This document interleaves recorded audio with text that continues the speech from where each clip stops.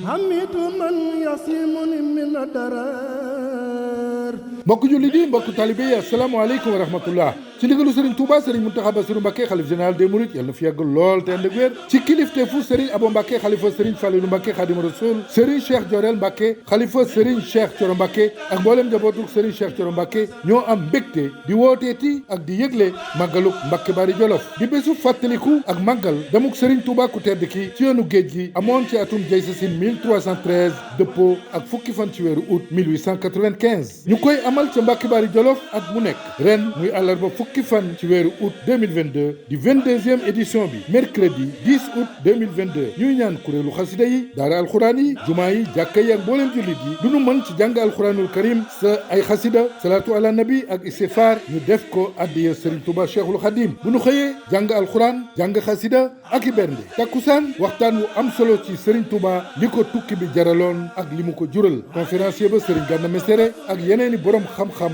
yu ràññeeku ci yoonu murit dinañu fa amalit ab exposition ci barab bakku tedd ki taxawoon doon tàggatoo ak njaboot gi ca Mbacké Bari di ñetteel bi dëkk bi Cheikhul Khadim sanc ci coobereem di dëkk bu mu waajale yoonu géej gi di dëkk ba ko sunu borom mayee lépp lu mu namoon ci tukki bi yoonu géej gi di dëkk ba mu gisee jaxran ak yonent bi sallallahu alayhi wa sallam muy gise bu njëkk ak yonent bi muy dëkkub nangu ñaan di dëkkub pajum aajo Serigne Cheikh Diorel Mbacké ak mboolem njabootuk Serigne Cheikh Thioro di ko yëgal njabootuk Serigne Touba yépp mboolem ñi ñu bokkal Mam Maram Mbacké bu soobe cheikh yi rawatina cheikh yi Serigne Touba tarbiya ca Mbacké Bari di ko yëgal njabootuk Mam Balla Aïssa gépp ak mboolem njabootuk Mam Mor Anta Sali di ci beral woote njabootuk Serigne Cheikh Absa Mbacké xalifa ba di Serigne Bassirou Mbacké moom Serigne Cheikh Gawane di ko yëgal njiitu réew mi son excellence Macky Sall mboolem gouvernement bi rawatina ministre de l'intérieur Antoine Félix Diome maître Amadou Ka président conseil départemental bu Linguère ak mboolem parti opposition yi nekk ci biir réew mi rawatina waa parti Pastef ci njiital président Ousmane Sonko di ci woo mboolem jullit yi mboolem taalibe yi ci biir réew mi ak bitim réew ak mboolem këru diine yi rawatina waa Ndongadu waa Afe waa Daara